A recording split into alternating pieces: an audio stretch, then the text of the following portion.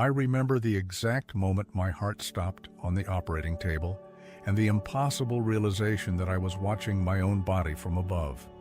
My surgeon's mind, trained over 40 years to declare death with clinical certainty, was screaming that this couldn't be happening. But there I was, floating near the ceiling, looking down at my chest cracked open, my colleagues frantically trying to restart what I'd pronounced dead in thousands of others. The irony was suffocating, or would have been, if I still needed to breathe. My name is Dr. Michael Harrison, and for 4 decades I was a cardiovascular surgeon. I'd stood over operating tables in 17 countries, performed over 8,000 surgeries, and declared 463 patients dead. I knew death. I understood the exact moment when the brain ceased function, when the heart gave its final contraction, when the pupils fixed and dilated. Death was a biological process, nothing more. A machine shutting down. I was a scientist, a materialist to my core. When my colleagues whispered about patients who'd seen the light or felt a presence, I'd smile politely and explain the neurological mechanisms, oxygen deprivation, DMT release, the dying brain's last electrical storms. I'd published papers on it. I'd lectured medical students with absolute confidence that consciousness ended when brain activity ceased. There was no soul, no afterlife, no continuation, just cessation. My wife had learned not to discuss spirituality with me. After 32 years of marriage, she knew my lectures by heart. My daughter stopped inviting me to her meditation retreats. I wasn't cruel about it, just certain. The universe was magnificent enough without magical thinking. It was a Tuesday morning in March when my certainty shattered. I was scrubbing in for what should have been a routine valve replacement, a 68-year-old woman with aortic stenosis. I remember feeling a strange tightness in my chest as I raised my arms for the surgical gown. Probably slept wrong, I thought. Maybe that second espresso was a mistake. I ignored it. I'd performed surgeries with migraines, with the flu, with a fractured wrist once. You push through. But 20 minutes into the procedure, the tightness became a vice. Then, a burning sensation that radiated down my left arm like molten metal through my veins. My vision started to narrow at the edges. I heard myself say something. My voice sounded far away. And then I was looking at the ceiling tiles. Faces appeared above me. My own surgical team, their eyes wide with panic behind their masks. Someone was cutting my surgical gown open. I felt them ripping my shirt. The last thing I registered before everything went dark was the high-pitched whine of the defibrillator charging and my resident's voice cracking as he called my name. Then, nothing. Not darkness exactly, more like the absence of everything. A void so complete it didn't even feel like waiting. And then I was in the corner of the operating room near the ceiling watching them work on me, on my body. The distinction was immediate and absolute. That thing on the table with the gray face and open chest, that was just meat, just tissue. But I was here somehow, observing with a clarity I'd never experienced in life. I could see everything. The clock on the wall reading 9:47 a.m., the small coffee stain on my resident's shoe, the way the circulating nurse's hands were shaking as she drew up medications. I tried to tell them I was okay, that I was right here, but I had no voice, no body to speak with. Time felt strange, elastic. I watched them shock my heart once, twice, 3 times. I watched my colleague, David, who I'd trained 15 years ago, take over chest compressions. I saw him crying behind his mask. The tears made wet spots that darkened the blue fabric. I'd never seen David cry, never knew he could. We'd worked together for over a decade, and I'd never really known him at all. Then something shifted. The room began to fade, like someone was turning down the brightness. And I was somewhere else. Not a place exactly, more like being inside light itself, but not painful.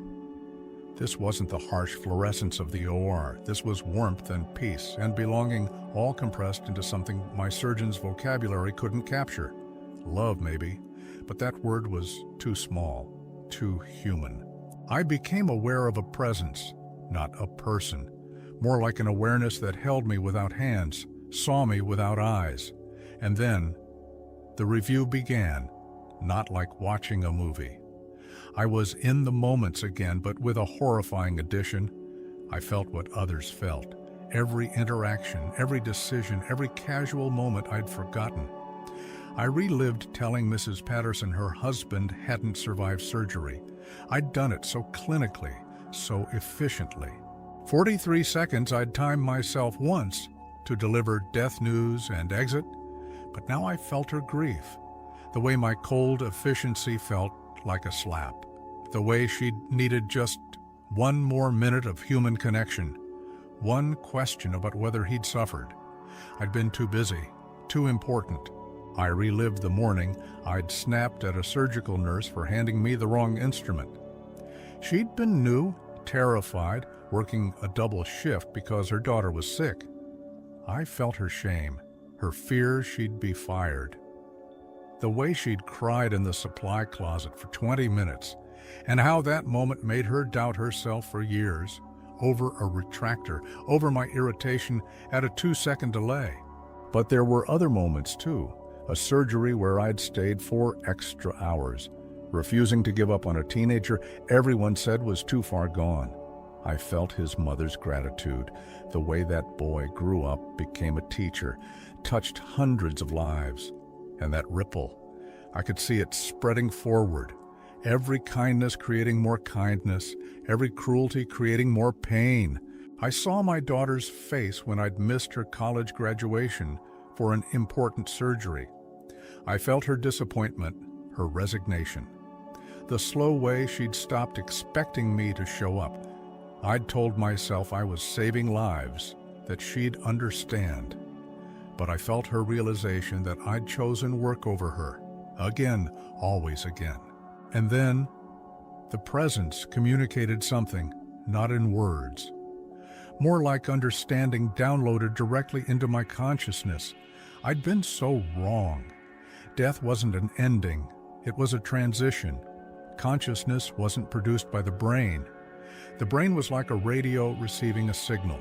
When the radio broke, the signal continued, and everything, every action, every word, every thought mattered. Not because some deity was keeping score, but because we were all connected. Hurting another was hurting yourself. Loving another was loving yourself.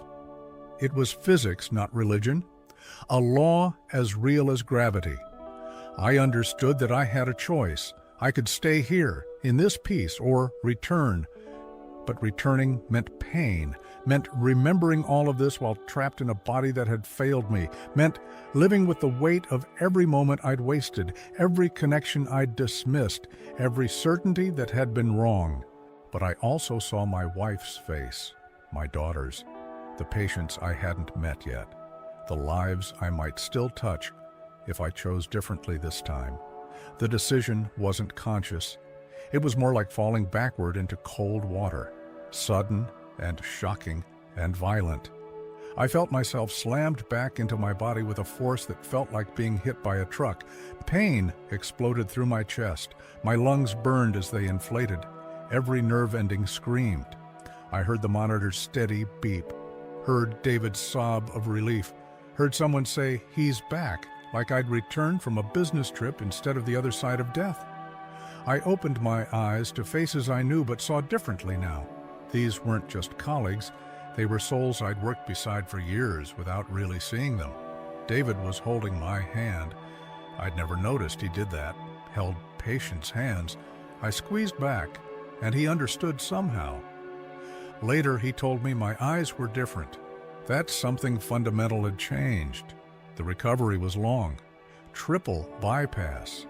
67 days before I could return to work. But I wasn't the same surgeon who'd scrubbed in that Tuesday morning.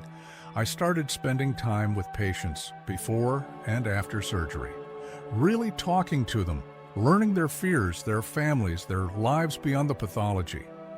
I discovered Mrs. Chen loved orchids, that Mr. Rodriguez had been a jazz pianist, that the homeless man with the infected valve had been an engineer before his wife died and grief destroyed him. I started arriving early to rounds, not to review charts, but to sit with my residents, to ask about their lives, to share what I was learning. Some thought I'd had brain damage from the cardiac arrest. Maybe I had. Maybe I'd finally found the part of my brain that connected to my heart. My daughter cried when I called her the first time. Really called, not the usual 30-second check-ins between cases. We talked for 2 hours. I told her I was sorry, that I'd been wrong about everything. She said she'd been waiting 40 years to hear that. We have dinner every Tuesday now. I never schedule surgeries on Tuesdays anymore. I still practice surgery, but differently.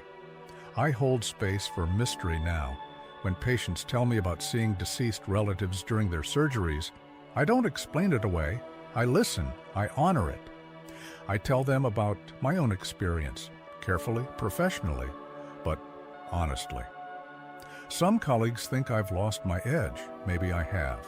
But I've gained something more important, the understanding that we're not just mechanics working on biological machines. We're souls, temporarily housed in flesh, touching other souls in their most vulnerable moments. The great irony is that it took dying to teach me how to live, to show me that all my certainty was just fear. Fear of not knowing, fear of not controlling, fear of the magnificent mystery that consciousness actually is. I'd spent 40 years as a surgeon, holding life and death in my hands, and I'd understood neither. I'd mistaken confidence for wisdom, knowledge for truth. Now I know we're all connected in ways that transcend flesh and blood. Every patient I touch, every person I encounter, every moment I'm present, it all matters. It all ripples forward. Death isn't an ending any more than birth is a beginning. We're part of something vast and beautiful and incomprehensible. And the only thing that survives the transition, the only thing that truly matters, is how much love we gave and received, how present we were, how open we kept our hearts despite the pain and uncertainty. I was wrong about death for 40 years, but I'm grateful I got the chance to be wrong. And then to learn the truth while I still had time to live differently, to love better, to see the sacred in the surgical suite and the divine in the dying. We're all going to make that transition someday. The question isn't whether there's something after. The question is whether we're living now in a way that honors the connection we all share. Whether we're seeing each other, really seeing each other, as the eternal beings we actually are, just temporarily wearing these fragile bodies. That's what I know now. That's what changed everything. And that's what I wish I could tell every person who walks through life as certain as I once was, that the greatest wisdom is knowing how little we truly know, and that love, actual, present, vulnerable love, is the only certainty worth having.